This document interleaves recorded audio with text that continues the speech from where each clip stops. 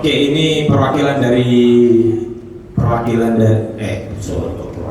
ini asli dari Malaysia, IJN ya. Malaysia, sorry.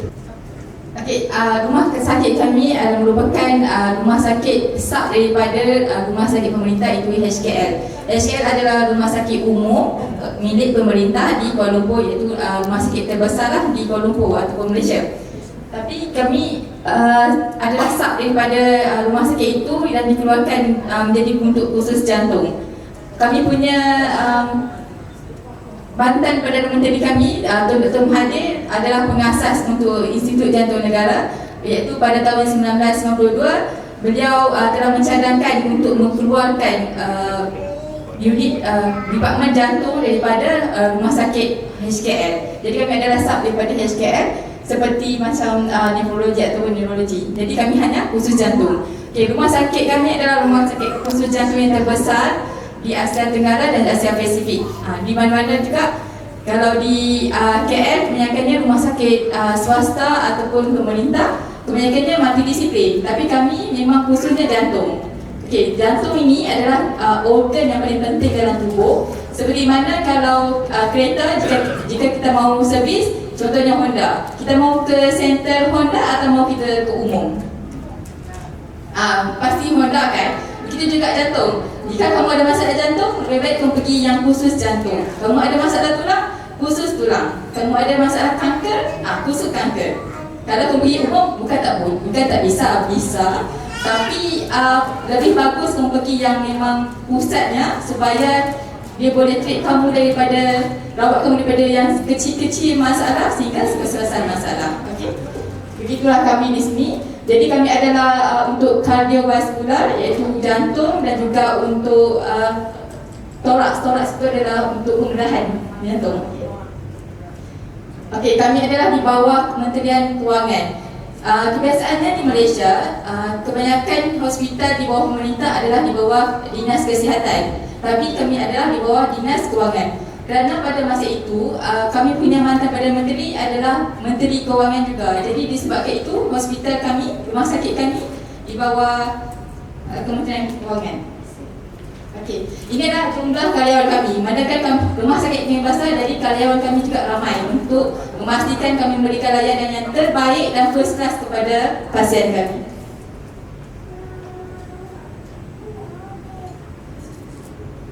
Ini adalah fasilitas yang kami ada, iaitu untuk kesihatan berdedikasi ataupun sleep study, ada masalah dengkur atau masalah tidur, kami ada pusatnya. Kemudian laboratorium, iaitu untuk makmal jantung, untuk buat stenting atau apa, kami ada makmal, ada lampai. Kamar operasi, iaitu operation theatre, untuk buat operasi kami ada 9. Untuk klinik kami ada 72 klinik, semuanya pakai jantung. Jadi kami walaupun di khusus jantung yang besar, kami ada sub-sub juga. Maksudnya jantung ada pakai jenis, bocor jantung, jantung tersumbat, gagal jantung. Jadi setiap masalah-masalah ini kami ada pakarnya sendiri. Maksudnya lebih khusus dan lebih khusus. Okay. Kemudian jumlah katil kami, tempat tidur 433. Jadi besar kan? Memang muat untuk masuk kebanyakan banyak pasien. Okey. Ini adalah news berita daripada Asia Pasifik, list hospital yang tersenarai yang terbaik, dan AJN adalah top 30, iaitu satu-satunya rumah sakit Malaysia yang tersenarai daripada Asia Pasifik best hospital. Okay. Kalau kamu boleh lihat, ini semua daripada negara lain. daripada Tokyo, Melbourne, Singapura, dan daripada Malaysia hanya satu, iaitu IJN.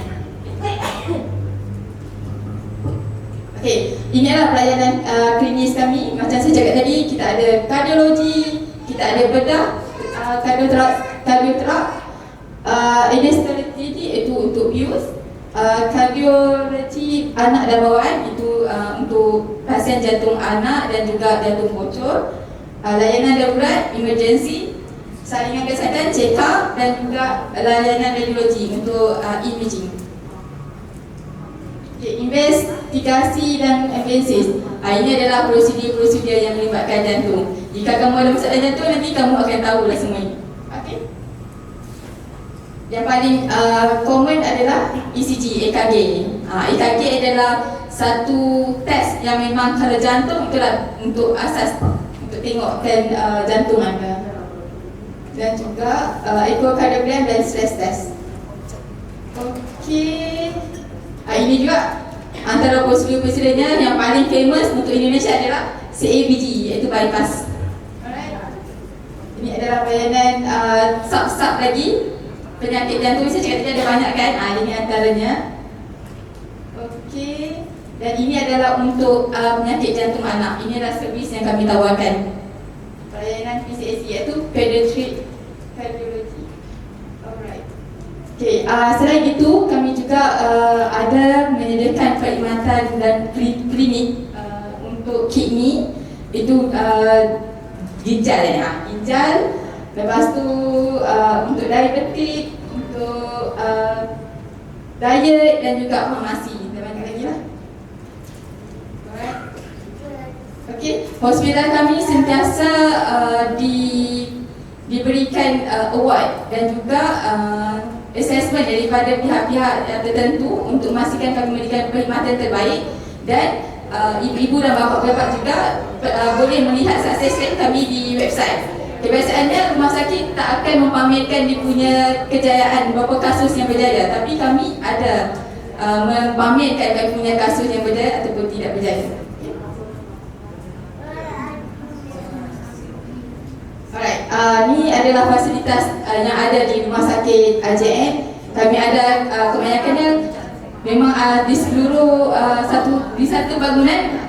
Ibu-ibu dan bapa-bapa tak perlu keluar daripada rumah sakit untuk dapatkan hiburan. Contohnya kami ada kafe, kami ada retail farmasi, ada wellness center. Jadi di situ aja terus boleh dapat. Dok juga disediakan untuk pasien daripada luar negara kan mau dekat dengan pasien yang mendapatkan rawatan, jadi kami ada menyediakan rawat inap di situ. Okey, untuk pasien antarabangsa kami ada tim yang dipanggil International Patient Care. Itu tim ini akan menjaga pasien daripada antarabangsa supaya untuk memastikan pasien tidak terganggu ataupun tidak bingung kan mencari siapa yang in charge. Jadi pasien boleh merasa aman bila datang ke rumah sakit IJN kerana ada orang yang akan membantu bapa, ibu dan bapa sekalian daripada A to Z. Okey, ini adalah yang kami tawarkan. Seturut sahaja bapa atau ibu membuat temu janji dengan kami, kemudian sudah membeli pesawat, jadi kami akan hantar jemput bandara secara gratis. Jadi tidak perlu bingung mau ambil Grab jauh daripada rumah sakit. Jadi kami hantarkan gratis, hantar jemput, dan mau hantar ke bandara juga kami bagi gratis. Okey, memudahkan untuk semua datang. Kemudian kami juga ada saya rasa untuk penerima tidak perlu kerana bahasa kita lebih kurang, dan juga untuk visa. Contohnya kalau ada pasien yang rawat inap dan perlukan untuk lanjut visa, kami juga ada menyediakan perkhidmatan itu. Jadi kita memastikan pasien yang datang itu merasa aman dan untuk memudahkan urusan supaya kita faham kan nak pergi ke negara orang lain dan tak tahu macam mana nak buat, jadi kita bagi semua kemudahan itu. Alright. Okey, ini adalah jumlah pasien international kami, dan boleh dikatakan yang paling tinggi sekali yang kami terima adalah di Indonesia. Ini disebabkan faktor jarak dan juga faktor harganya terjangkau, dan faktor juga bahasa dan lebih mudah untuk difahami. Okey, ini adalah asuransi. boleh dikatakan kesemua asuransi di Indonesia merupakan panel kami. Jadi ada asuransi yang polisinya reimburse ataupun asuransinya cashless. Itu semua boleh dibuat di sini. Cover. Okey. Ini secara cashless dan reimburse. Ini kebanyakan yang sahabat akan tahu dia punya polisi sendiri. Alright, itu sahaja. Terima kasih. Dan saya bawakan juga saya punya pakar jantung. Dan ibu-ibu dan bapa-bapa boleh tanya macam-macam dengan doktor kami, dan juga kami ada buat EKG gratis juga hari ini jika mahu konsultasi atau mahu cek dengan jantung. Alright, terima kasih semuanya. Baik, terima kasih. Beri aplaus untuk Ika.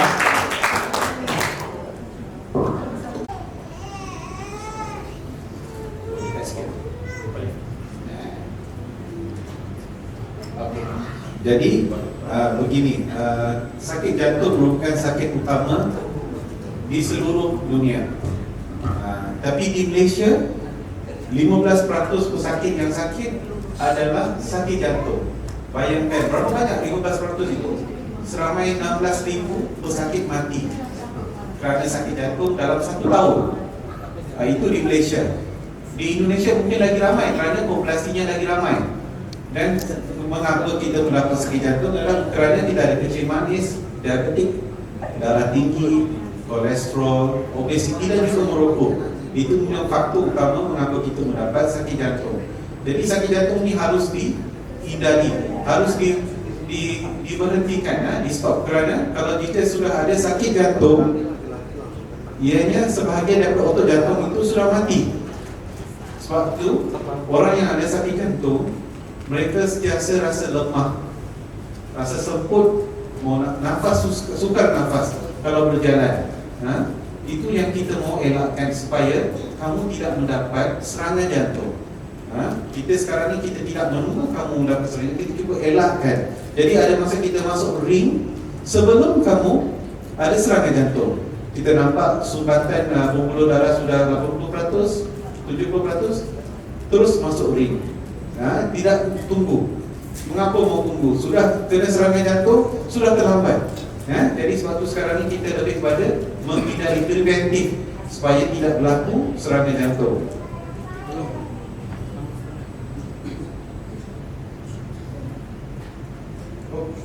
Okey. Jadi macam mana serangan jantung berlaku? Ini pembuluh darah kita. Ini salur darah kita di jantung ada 3.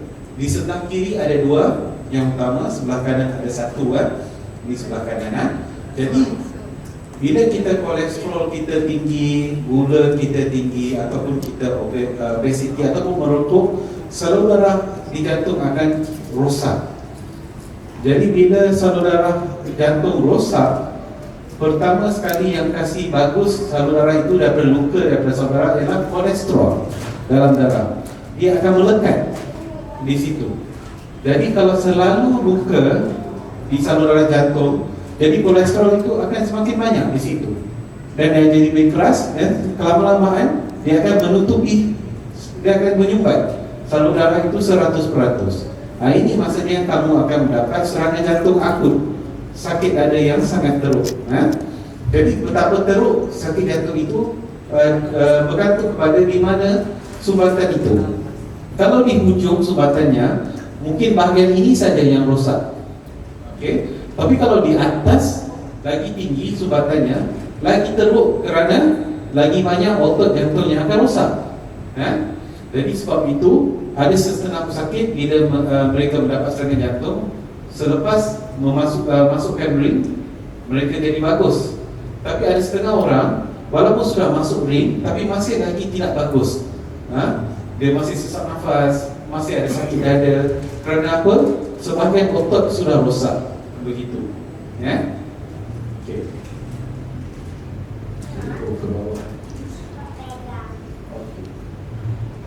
Okey, jadi apa simptom untuk serangan jantung?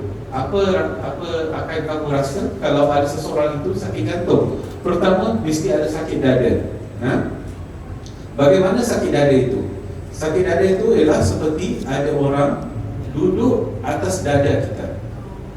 Itu rasa sakit jantung.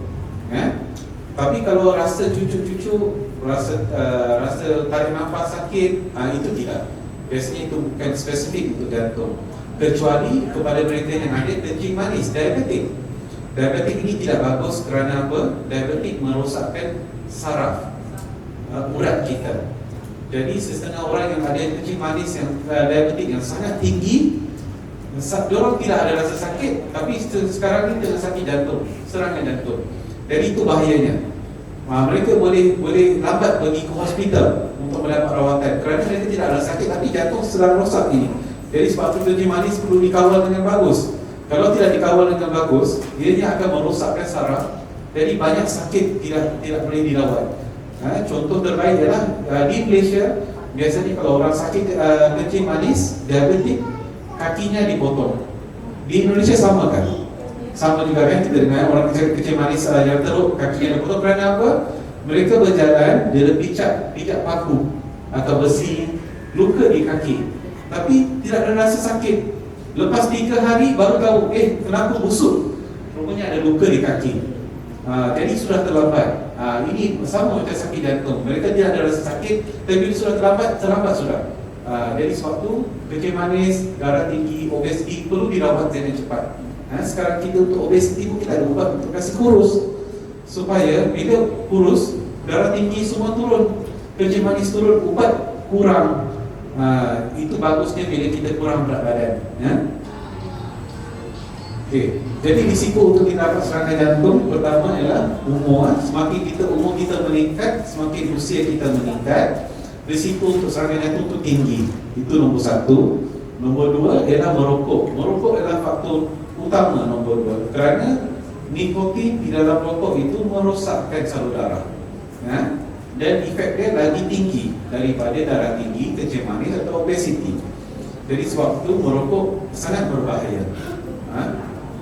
Dan yang seterusnya ialah penyakit darah tinggi, kolesterol seperti saya cakap tadi, obesiti, kencing manis, sejarah keluarga. Ini paling penting.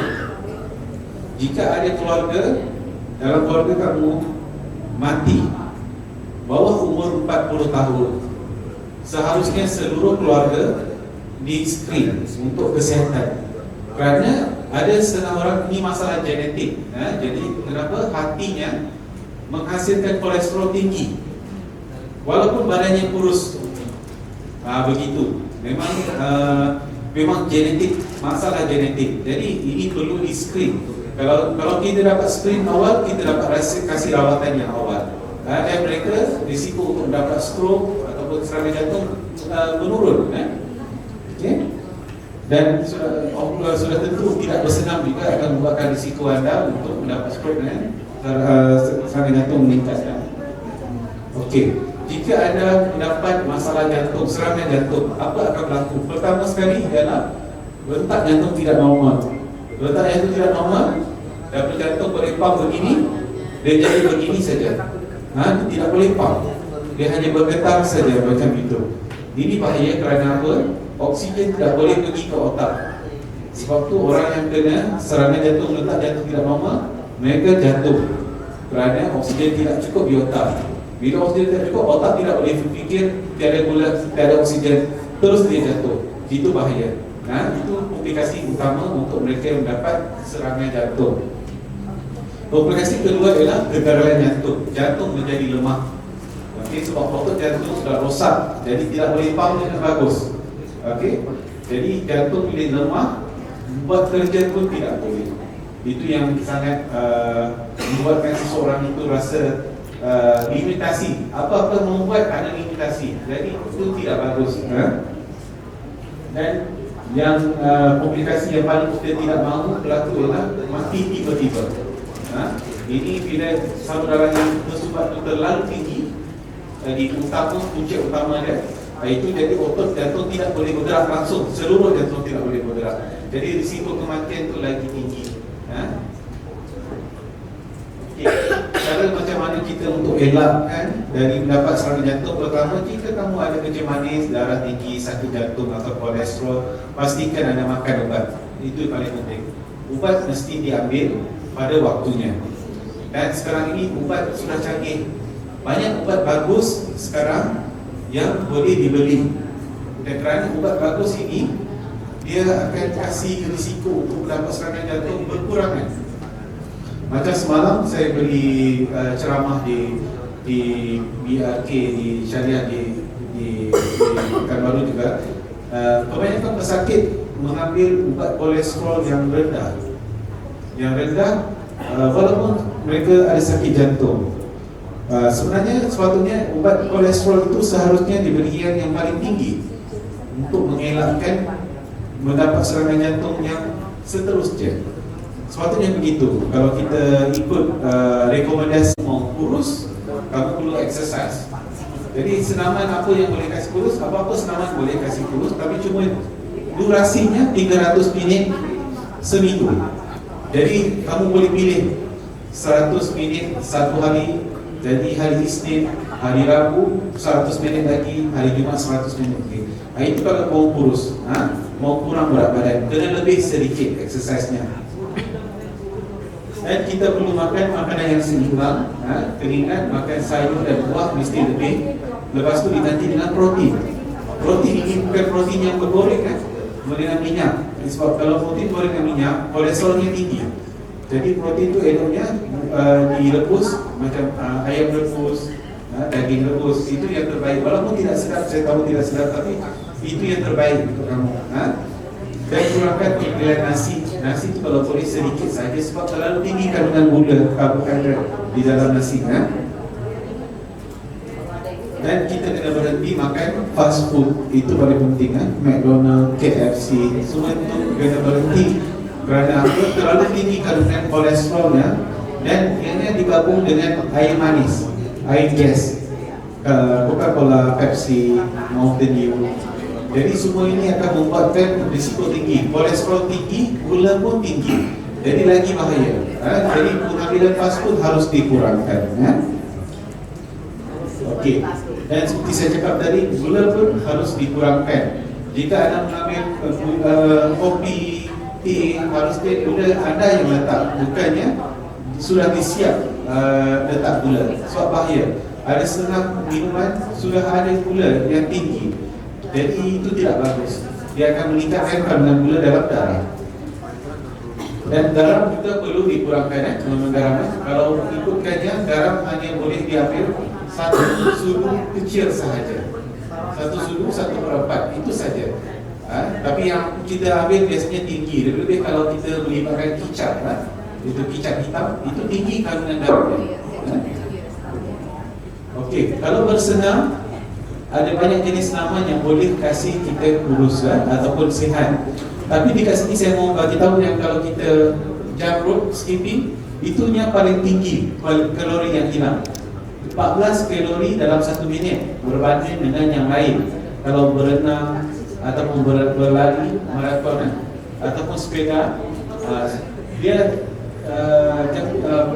skipping senang. Sebab kamu pergi mana-mana pun boleh beli tali saja, bawa tali dan buat di rumah. Ataupun kalau overseas pergi jalan-jalan travel, so senang, bawa tali saja skipping. Tapi itu memberikan impak yang besar pada kesihatan kamu.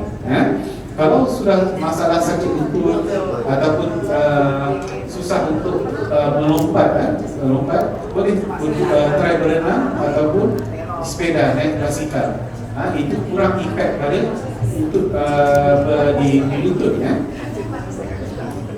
Okey, sekarang ni kita cakap sedikit mengenai kematian berdiri semasa bersenam. Kita ada banyak kes di mana kalau kamu kita nampak orang tu muda, selalu pergi gym, bersenam, tapi tiba-tiba meninggal masa tidur.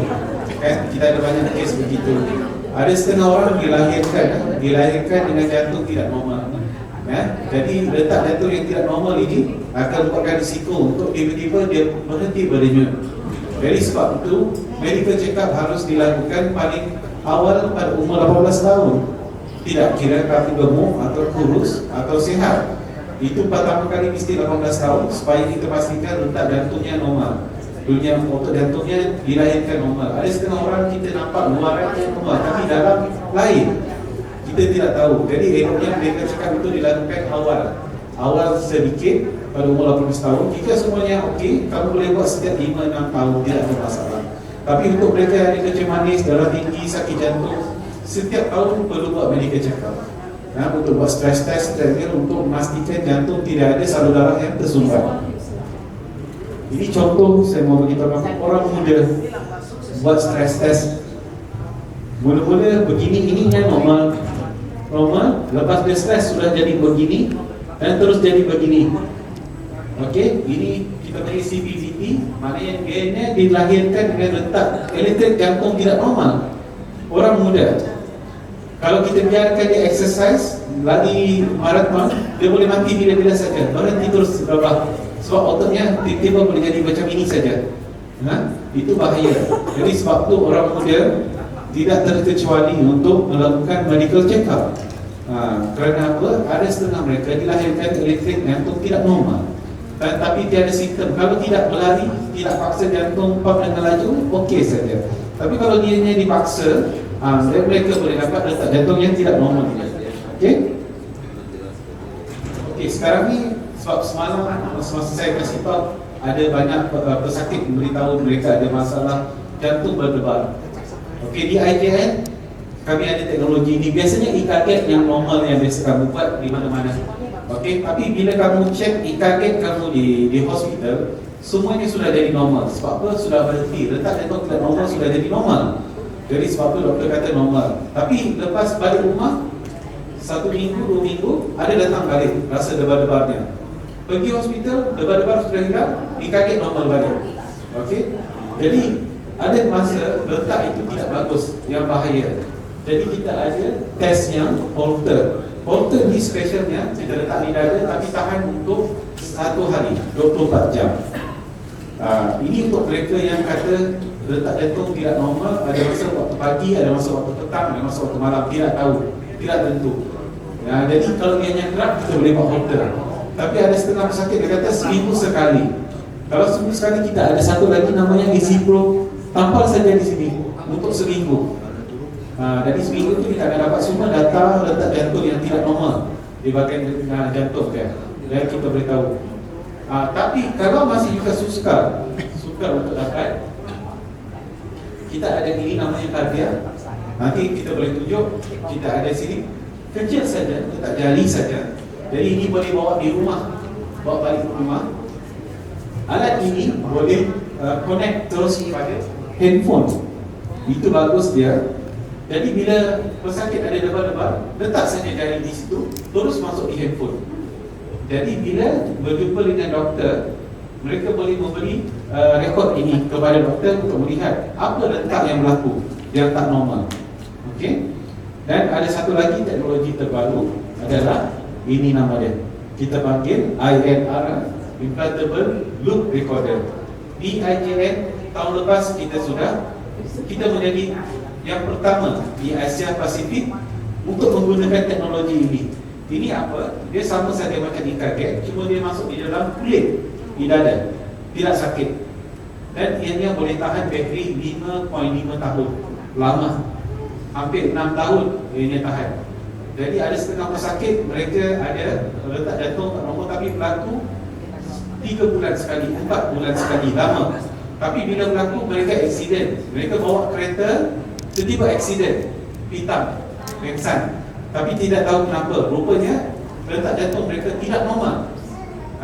Jadi bila kita pasang ni baru kita tahu. Bila kita tahu letak jantungnya sebenarnya masa mereka aksiden, letak jantung dia macam yang sebelum saya tunjuk sebelum ni. Sebab tu oksigen tidak ada pergi di otak dan dia mereka boleh pengsan. Ini kita ada di IJN. Semua teknologi baru hampir majoritinya di dunia kami ada di IJN. Okey, ini merupakan pesakit saya yang paling tua sekali. Kamu kenal ke siapa? Ayo, siapa? Kenal? Ya. Paman. Ya, dia Uncle saya. dia mantan Perdana Menteri. Masa saya kecil, saya memang suka dia. Tidak sangka sudah besar saya jadi doktor dia. Jadi dia sudah 98 tahun, isteri pun sama 98 tahun, masih aktif, masih cerdas, masih memberi ceramah. Seluruh dunia dipanggil untuk memberi ceramah pada umur 98 tahun. Dan saya hanya mau beritahu apa yang dia buat adalah pemakanan dia memang betul-betul menjaga pemakanan. Pagi hanya makan buah, itu saja, satu piring kecil. Tengah hari makan nasi sedikit, terlalu sedikit nasinya, tapi banyak sayur dengan buah. Malam ada masa tidak makan langsung, tapi yang aktiviti yang selalu dia buat adalah membaca. Dia tidak berhenti membaca, dan juga dia banyak bergerak, selalu berjalan. Jadi bila kita aktif, jaga pemakanan, kita boleh jaga jantung kita lama. Dr. Mahathir sudah 2 kali buat bypass. Kita pun sudah masuk bateri jantung, semua ada dekat dia. Jadi untuk dia tahan lama, perlu bantuan. Maknanya perlukan ring, perlukan bateri, perlukan bypass, semua itu perlu. Tapi kita boleh hidup dengan aman. Kita tak mau kita hidup macam stroke, kita hidup tapi tidak boleh buat apa-apa, kita baring saja. Kena pakai pampers. Jadi semua itu tidak bagus. Kualiti hidupnya tiada. Kita mau macam ini, sudah umur 10 tahun masih pergi luar negara memberi ceramah mengenai ekonomi. Okey, oleh itu saja ceramah saya. Ada soalan apa-apa daripada kamu semua? Selamat sore dokter, perkenalkan nama saya Tani dari Pro Miracle Team. Pertanyaan saya sih dok, sederhana sih. Tadi saya masuk ke ruangan ini masih gembira, melihat itu undian masih gembira. Begitu mendengar penjelasan dokter, dikduk. Yang mau saya tanyakan dok, simpel. Tadi dari penjelasan dokter ada dari gen ya, keturunannya. Ya, Tadi, betul. jadi simpel dok, yang mau saya pertanyakan itu ketika orang tua udah terkena jantung, apakah sudah pasti anaknya akan kena jantung? Oke, bagus soalannya. Lalu yang kedua dok, penyakit jantung itu apakah dia dikarenakan diabetes? Ya. Lalu satu lagi dok, ketika dia udah dokter tadi bilang sakit atau sesak gitu ya, kayak ditimpa gitu, dan kalau dia berjalan udah nggak sanggup, sesak gitu. Yang mau saya ditanyakan itu dok, penderita asma, apakah kedepannya nanti dia akan berisiko serangan jantung yang tadi kayak jatuh itu? Terima kasih dok. Oke, sama-sama. Biasanya agak normal untuk mereka mendapat masalah because bila umur yang meningkat lebih 40 tahun, ini umur yang dimana kita mula dapat kecil manis, diabetik, darah tinggi, kolesterol, semua akan mula berlaku. Jadi kalau lebih daripada umur itu, biasanya disebabkan penyakit ini yang menyebabkan sakit jantung. Okey, tapi kalau bawah umur 40 tahun ataupun adik-beradik ada sakit jantung pada usia muda, itu genetik. Itu betul-betul genetik. Jadi kalau genetik ni ubat dia berbeza, sangat beza. Harga pun jauh lagi tinggi. Sebab apa? Untuk menurunkan kolesterol itu agak sukar dengan ubat yang kita makan. Mungkin perlu ubat cucuk, yang special punya. Sebab kita perlu lagi agresif. Kalau tidak mereka akan mati lagi awal. Itu risikonya. Soalan nombor 2, ya kecil manis, diabetes memang boleh punca utama, antara punca utama untuk dapat sakit jantung. Jadi kalau ada siapa ada kecil manis, harus dikawal dengan bagus. Dan anda seharusnya tahu berapa nilai normal untuk orang kecil manis, supaya bila kamu tahu, kamu akan tahu apa yang kamu nak jaga makan. Kamu tahu kamu kena makan ubat, semua itu. Ya, soalan nombor 3 tadi, 3 yang mana tadi? Oh ya, asma. Ya, sama ada asma boleh kasih sakit jantung atau tidak. Okey, sesak nafas sebab asma atau jantung lebih kurang sama saja. Memang sesak nafas. Okey. Tapi kalau confirm memang sudah ada asma tapi tidak dirawat, paru-paru akan rosak. Bila paru-paru rosak, dia akan kasih rosak jantung juga. Itu maksudnya dia akan buat jantung lemah. Jadi kalau ada asma, harusnya diberikan pam yang bagus. Kita ada banyak pam bagus sekarang ini, okay? Supaya tidak dapat attack asma. Kalau dapat itu asma akut, itu akan membuatkan paru-paru sikit-sikit rosak. Bila dia rosak betul paru-paru itu, jantung akan lemah. Itu bahaya dia. Okey? Okey, begitu Kak Jenny. Jadi tadi dokter, kalau orang tuanya sudah kena jantung, anak otomatis begitu dok ya? Tidak. Dia kalau muda, kalau ayah dan ibunya kena sakit jantung muda, bawah umur 40 tahun, jadi ada risiko.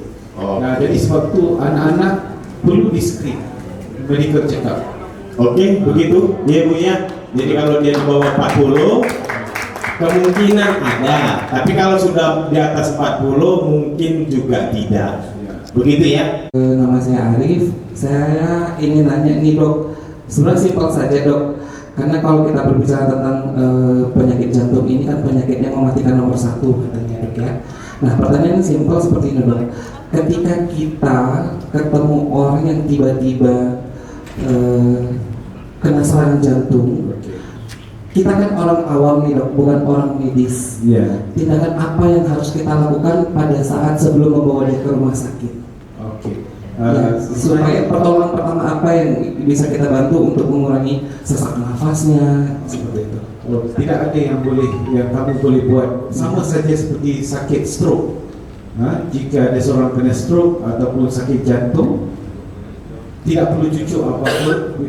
Kalau di Malaysia famous itu, dia suruh cucuk tangan, urut sedikit, kasih massage supaya darah boleh flow lagi bagus. Sebenarnya itu tidak terbukti.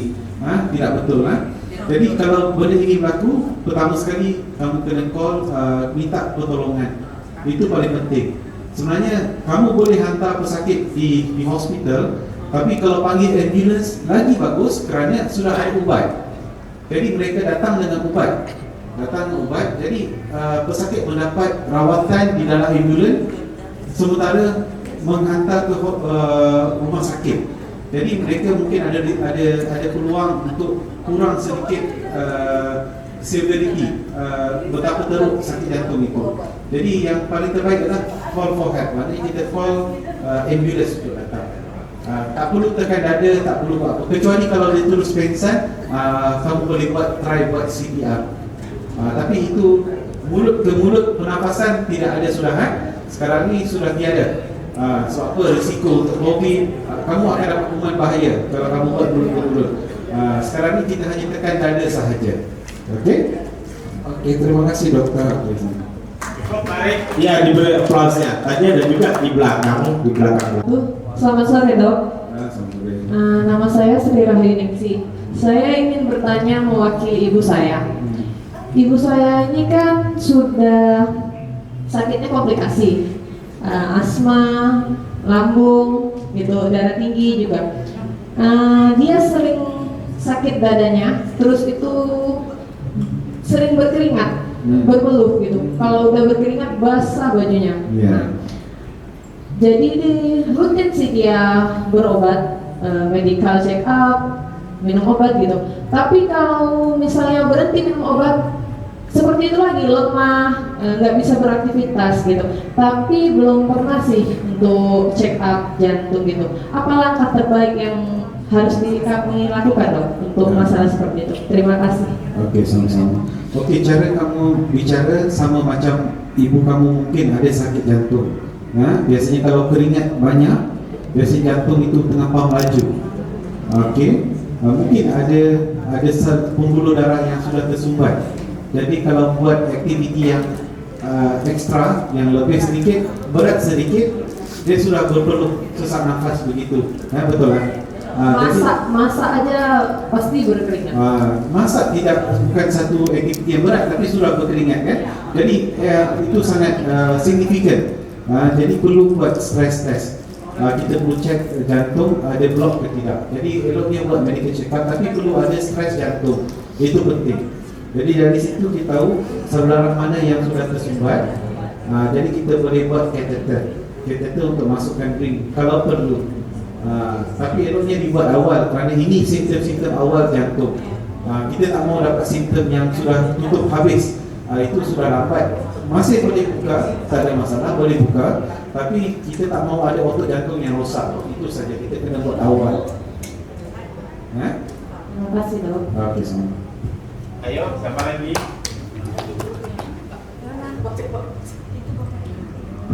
Oke.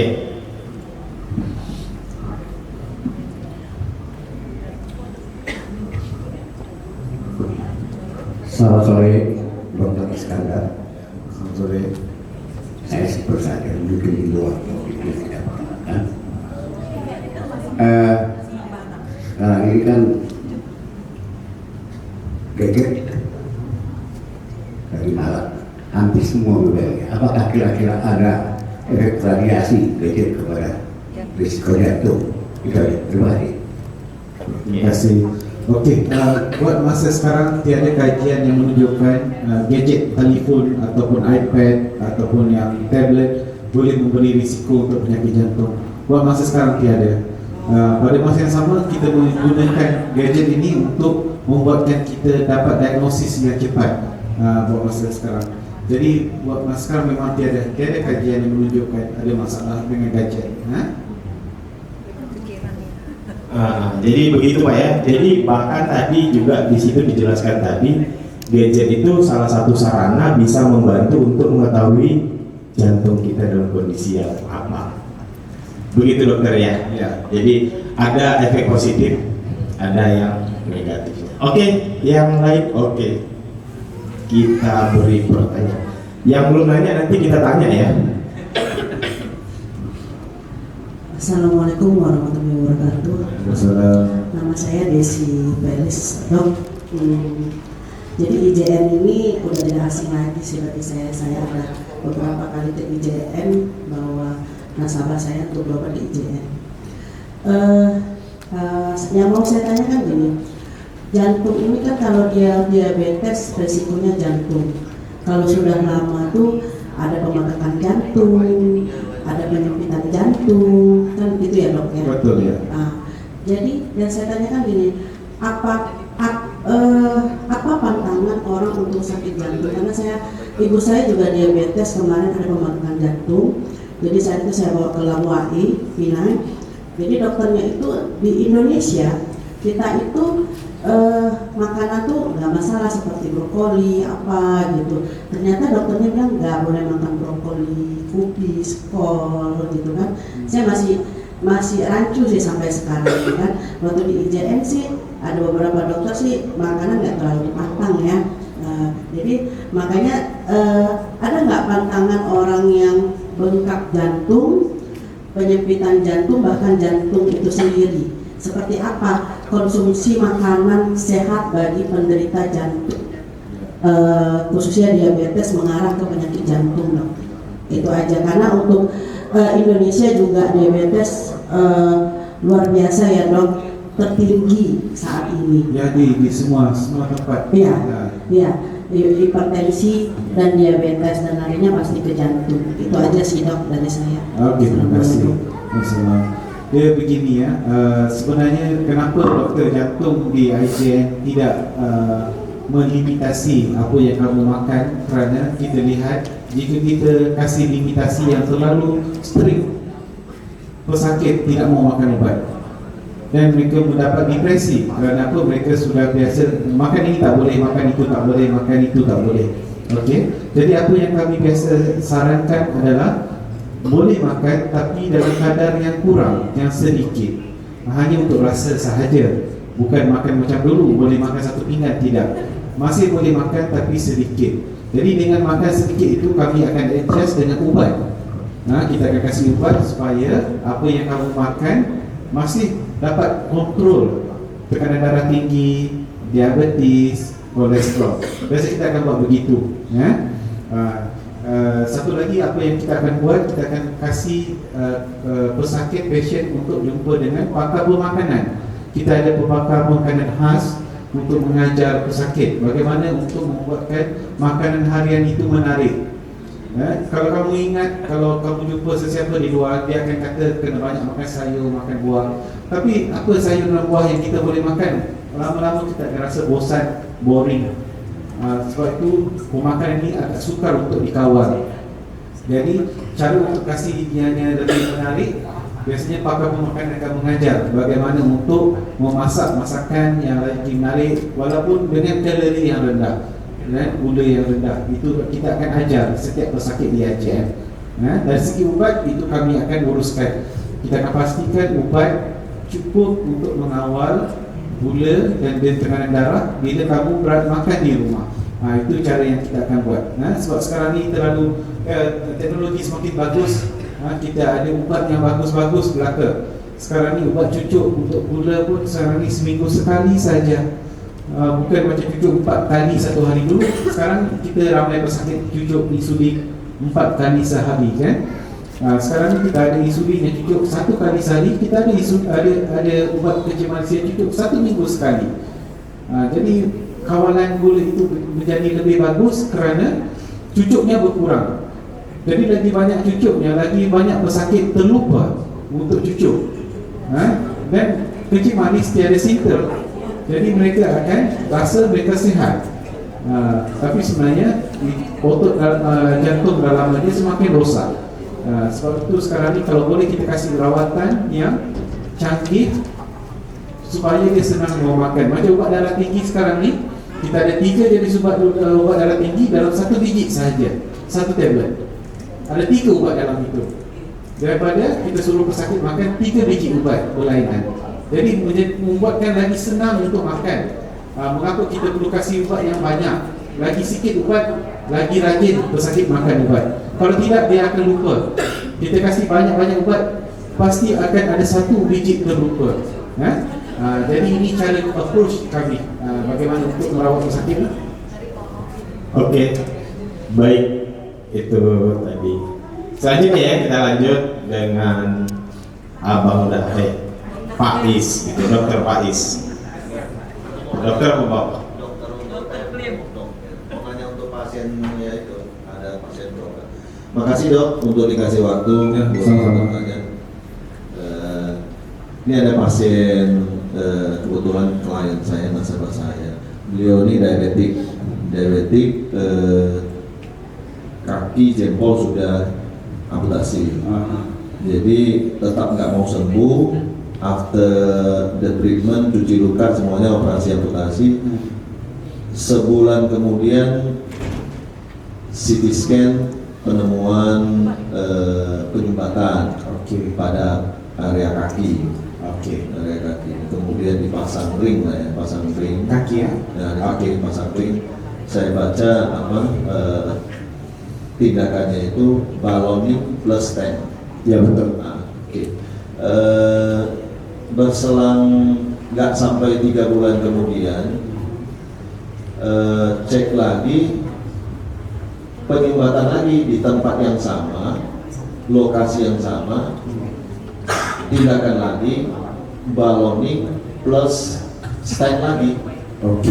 Nah yang mau saya tanyakan gini dok, pertama itu ring yang dipasang pada jantung itu sama nggak dengan ring yang dipasang pada kaki? Itu yang pertama.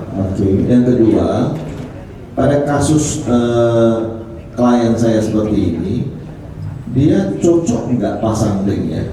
Karena saya dengar ada informasi, ini sekaligus pertanyaan juga ke IJN, katanya sekarang ada teknologi balloning plus ada obat supaya mencegah terjadinya penyumbatan lagi.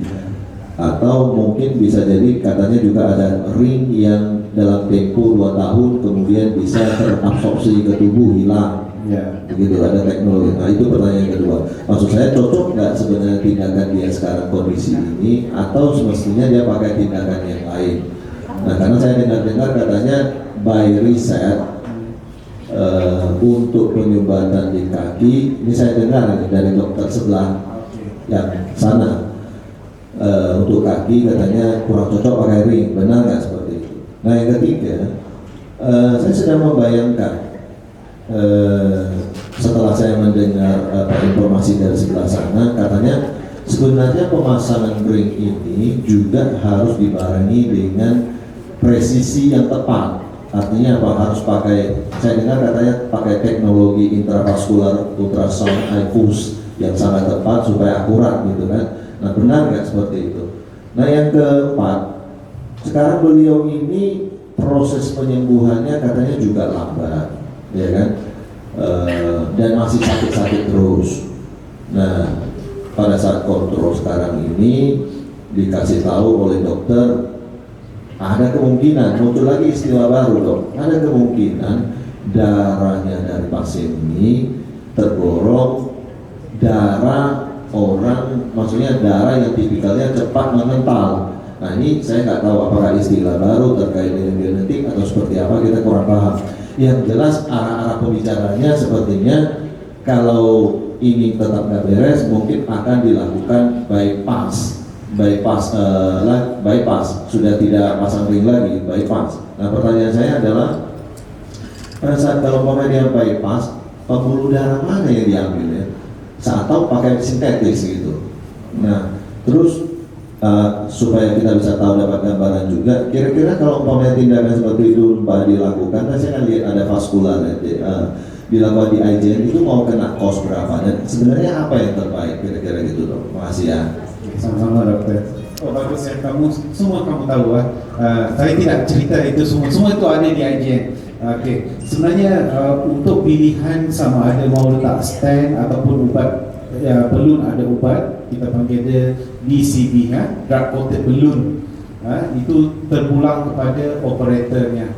Kalau operatornya rasa bila mereka buka dengan balloon tapi salur darah itu kecut balik, tutup balik, jadi stent adalah yang terbaik kerana salur darah itu sentiasa tutup. Jadi kalau kita letak balloon dengan obat pun dia akan tutup juga. Okey, jadi sebab itu kita letak stent. Tapi isunya bila kita letak stent di IGN pesakit kami, kita akan buat intravascular ultrasound. Kerana apa? Bila kita masuk stent, kita tidak tahu stent itu betul-betul melekat atau tidak di salur darah ataupun masih terapung. Okey, itu isu besarnya. Jadi kalau terapung, dia boleh blok balik semula. Jadi saya tidak tahu pesakit doktor bagaimana dia dibuat IVUS atau tidak. Itu nama intravascular ultrasound. Tapi di IGN kami akan buat selalu. Kerana kalau kita kena buka stent itu betul-betul menutupi salur darah, memang melekat pada salur darah. Kita tak mau dia ada terbuka sedikit. Kalau terbuka sedikit, darah akan ada turbulence macam lalu macam tu. Sebab ada tidak terapung kan, ada benda terapung di situ. Jadi bila dia begitu, dia senang mengumpal dan dia akan block. Itu risiko dia lah. Okey, tapi stent di kaki tidak sama stent di jantung. Kerana salur darah kaki adalah lagi besar. Jadi stent di jantung berbeza. Okey, teknologinya sama. Ada ubat, stent ada ubat atau balloon ada ubat. Tapi yang tadi kata ada stent yang diabsorb, ya betul. Kita ada itu di IGN, tapi hanya untuk jantung sahaja. Buat masa sekarang kajian dia buat untuk salur darah jantung sahaja.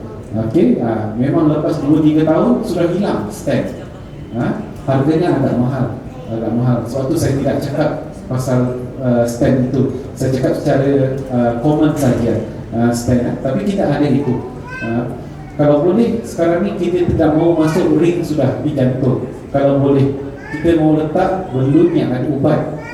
Jika kamu pegang kamu punya nadi, kamu akan rasa dia bergerak naik turun kan, macam itu kan nadi. Sebab salur darah ini boleh buka tutup. Sama salur darah jantung begitu juga. Jadi kalau kita sudah masuk ring, dia akan jadi keras, dia macam ni saja. Jadi dia tidak jadi salur darah normal macam dulu.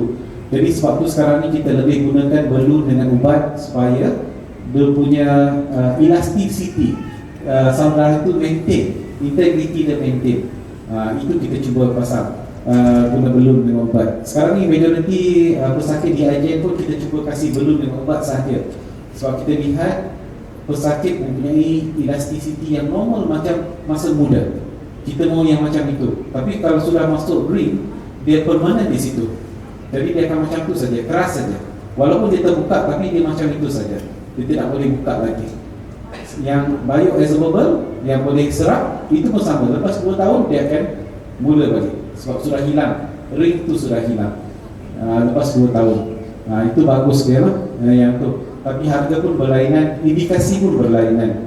Okey, yang ketiga mengenai bypass. Sebenarnya kalau dah kali pertama sukar untuk membuat, eloknya bypass terus pun boleh. Sebab apa? Tidak perlu buat prosedur banyak kali. Radiasinya tinggi. Di kaki tidak sama di jantung. Radiasinya jauh lagi tinggi. Penggunaan kontras pun lagi tinggi sebab salur darahnya besar. Jadi perlukan banyak berwarna kontras untuk nampak salur darah itu lagi jelas. Jadi risiko buah pinggang rosak pun lagi tinggi. Jadi dari segi bypass mereka ada sama ada artificial ataupun yang graft yang normal dalam badan kita. Tapi itu terpulang kepada vaskular. Kami ada vaskular surgeon yang bagus, memang kita boleh buat itu. Tapi kalau boleh biasanya kita akan buat belum dengan ubat dahulu. Sebab apa? Kalau stent risiko untuk block tinggi. Jadi di kaki pun kita buat belum dengan ubat di IJN. Kalau tidak lepas, baru kita refer vaskular. Itu belum di kaki, itu kami punya kardiologi. Kami akan buat, kita boleh buat. Tapi kalau perlu operasi, baru doktor vaskular jumpa pesakit. Ada lagi soalan yang tambahan? Untuk yang kalau dia tindakan balon plus obat itu dong, after dia tindakan balon plus obat itu, apakah sumbatannya yang hilang atau memang pembuluh darahnya yang melebar? Pembuluh darah dia melebar. Dia bila sebelum kita letak ubat balon yang mempunyai ubat, kita akan buka dengan balon biasa. Jadi balon biasa ni akan tolak kalsium ataupun lemak kolesterol kepada tempat ke tepi. Daripada dia mengecil satu tempat, dia jadi leper, jadi besar macam itu. Baru kita masukkan ubat, balonnya ada ubat supaya bila kita buka balon itu, ubat terus meresap dengan pantas di bahagian kolesterol itu. Jadi bila dia meresap, dia akan menyebabkan plak kolesterol itu maintain begitu. Dia tidak boleh membesar, boleh bertambah lagi. Itu cara teknologinya. Jadi sebab itu sekarang ni kita pergi lebih pada balon. Masuk stent pun boleh, tapi risiko untuk stent block tu tinggi berbanding dengan balon dengan ubat sahaja. Kemudian untuk tadi kosnya kalau dilakukan tindakan di sana itu estimasi mau kira-kira berapa? Okey, syarikat berapa kos? 35,000 Malaysia, duit Malaysia ringgit. 35,000 ringgit ya. Tergantung kondisi pasien, nanti kita cek dulu, nanti terus boleh tindakan sama estimasi. Kalau dia biasa 35,000 ringgit ya. Jadi sekitar 100.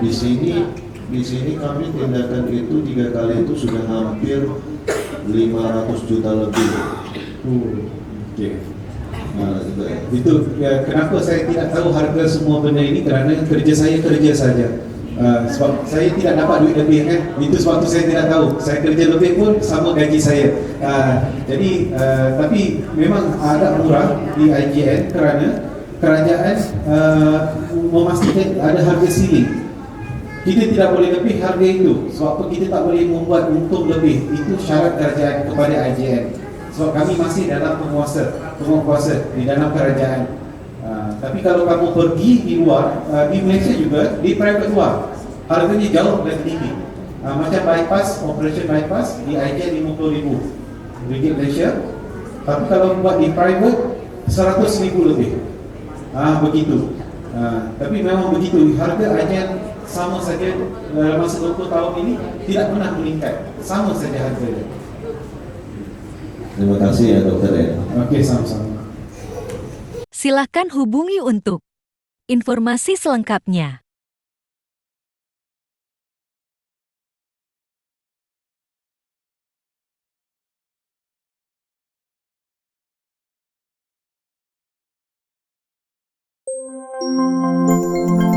Thank you.